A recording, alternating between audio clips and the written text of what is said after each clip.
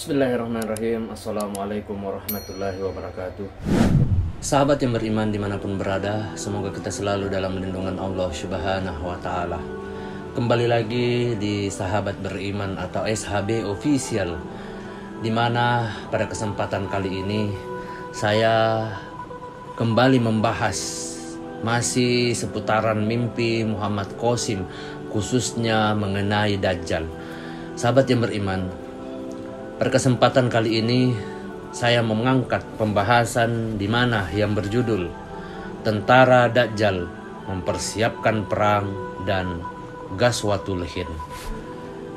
Sahabat yang beriman dimanapun berada, sebelum kita lanjut pembahasan tentang yang saya sebutkan tadi, jangan lupa untuk subscribe, like, dan share agar mendapatkan update-update tentang kisah-kisah mimpi Muhammad Qasim dan Imam Mahdi.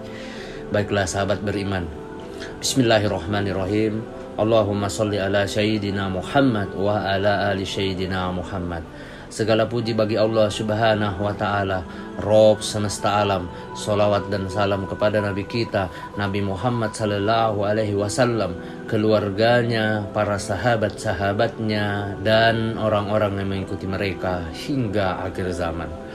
Baiklah sahabat beriman dimanapun berada, mengenai judul tentang yang kita akan bahas, Muhammad Qasim berkata dalam mimpinya, "Aku melihat diriku sedang duduk di rumah kontrakanku yang sudah tua. Aku bersama beberapa orang berada di sebuah kamar ketika Allah Subhanahu wa Ta'ala mengirimkan mesin terbang untukku dan memberi pesan bahwa ada sebuah tempat di luar angkasa dan Allah Subhanahu wa Ta'ala telah memberiku beberapa pekerjaan. Jibril alaihissalam datang ke rumahku juga dan aku melihatnya pergi ke ruangan di mana orang-orang duduk di sana. Lalu aku naik mesin terbang itu dan dengan kecepatan penuh aku pergi jauh dari bumi dan melewati sebuah tempat yang dipenuhi oleh kegelapan. Aku melihat ke belakang dan di sana juga gelap, tetapi aku tidak berhenti dan terus bergerak maju. Tiba-tiba beberapa kekuatan jahat datang dan mengatakan, 'Hentikan dia, karena jika dia mencapai tempat itu maka kita akan dihancurkan.' Lalu mereka menyerang mesin terbangku dan mesin itu hancur, tetapi aku selamat karena pertolongan dari Allah Subhanahu wa Ta'ala dan tidak terjadi apapun padaku meskipun aku berada di luar angkasa. Dengan rahmat Allah Subhanahu wa Ta'ala aku dapat melayang dan terbang. Aku terus terbang menjauh dari dampak kehancuran itu. Kemudian aku berusaha untuk mengendalikan diri dan mencari cara untuk kembali ke bumi. Aku tidak mengetahui jalan kembali dengan jelas, namun aku memperkirakan saja jalannya dan pergi ke arah itu dengan menggunakan tanganku. Dengan sekuat tenaga aku terus melaju dengan cepat dan berkata, 'Ya Allah telah menyelamatkanku. Terima kasih ya Allah, dan Engkau membuatku dapat terbang tanpa mesin. Maka Dia pasti akan membimbingku ke jalan yang benar dan aku akan langsung sampai ke bumi dan kemudian ke rumahku.' Aku terus terbang walaupun sedikit takut seandainya aku tersesat dan mungkin tidak akan pernah bisa kembali. Tiba-tiba aku melihat bumi dan aku menjadi sangat bahagia karena Allah Subhanahu wa Ta'ala telah membawaku kembali." Sahabat yang beriman, sampai di rumah, Jibril alaihissalam masih duduk bersama orang-orang itu dan aku melihatnya sedang berbicara dengan mereka tentang diriku. Jibril alaihissalam melihatku dan aku mulai berkata dalam hati, "Mengapa Jibril alaihissalam memperhatikanku dan mengapa dia masih di sini? Aku datang dari jauh tapi dia masih di sini. Dan apa yang dia lakukan dengan orang-orang ini?" Setelah beberapa saat kemudian Jibril alaihissalam pergi dari sana. Orang-orang pun pergi dari sana juga. Setelah kembali, aku tidak pernah bertemu dan berbicara dengan siapapun. Aku pergi dan duduk di ruangan lain dan mulai berpikir, mengapa Allah Subhanahu wa Ta'ala tidak memberitahuku bahwa ada bahaya di sana. Jika Allah Subhanahu wa Ta'ala memberitahuku, aku tidak akan pernah pergi ke sana. Aku sangat sedih dan berkata, Aku mengambil begitu banyak risiko dengan pergi sejauh itu, dan aku menggunakan semua energiku tapi tidak mendapatkan hasil apapun. Seandainya aku tahu, aku tidak akan pernah melakukan perjalanan ini. Kemudian aku mulai menjadi lemah.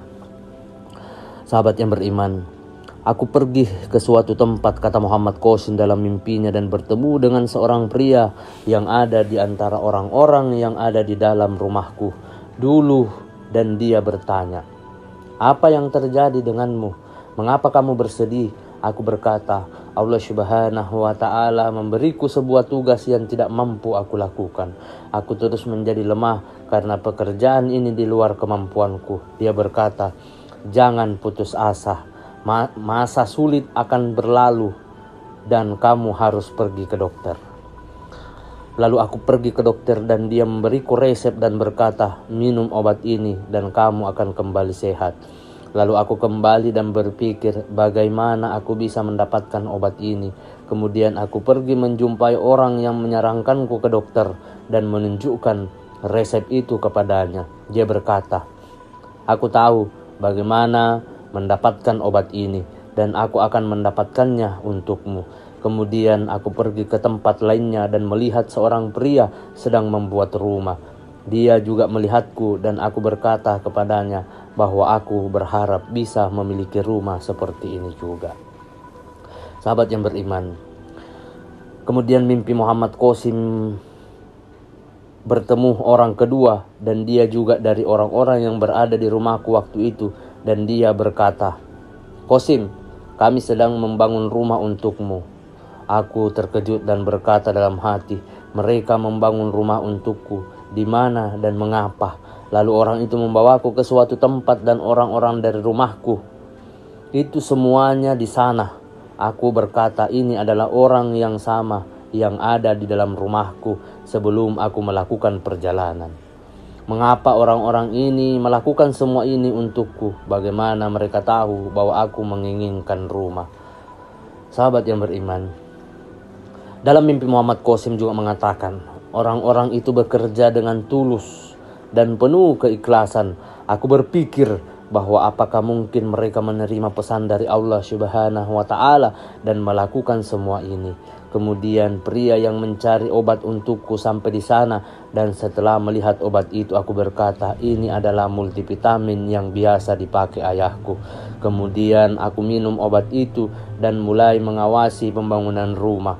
Rumah itu agak kecil, dan setelah selesai aku berkata, "Rumah ini sangat kecil dan tidak akan cukup buat kita semua, dan juga kita tidak memiliki banyak ruang untuk berjalan. Aku harus membangun rumah yang lebih besar." Kemudian aku membayangkan rumah yang sering kulihat dalam mimpiku dan berkata, "Lebih baik memiliki sesuatu daripada tidak sama sekali. Sekarang kami hanya mampu membangun rumah ini, namun jika Allah Subhanahu wa Ta'ala menghendaki, kami juga akan mampu membangun rumah yang lebih besar." Orang-orang ini telah bekerja sangat keras untuk membuat rumah kecil ini. Sahabat yang beriman dimanapun berada, dalam mimpi Muhammad Qasim juga mengatakan, "Aku masih berdiri di sana memikirkan semua ini. Kemudian seseorang mendekatiku dan berkata, 'Peperangan telah dimulai di tempat terkenal itu.' Aku berkata, 'Bagaimana mungkin?' Dia berkata, 'Semua ini terjadi secara tiba-tiba.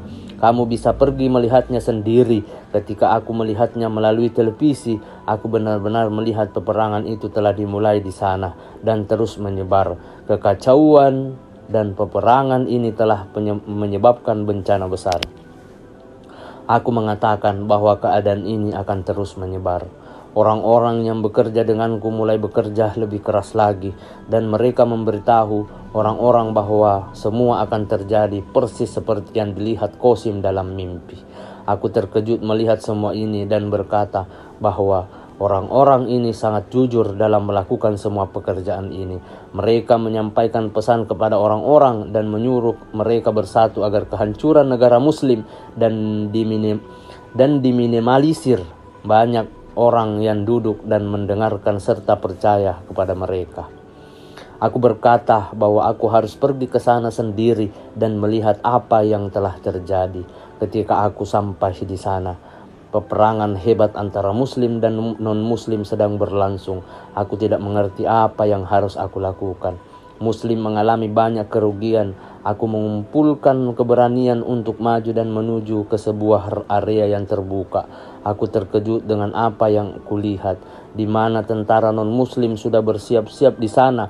Lalu aku berkata bahwa ini adalah tentara yang sama yang aku lihat dalam mimpiku saat pasukan non-muslim menghancurkan Turki, Arab Saudi, dan akan menuju Pakistan. Wallahu alam.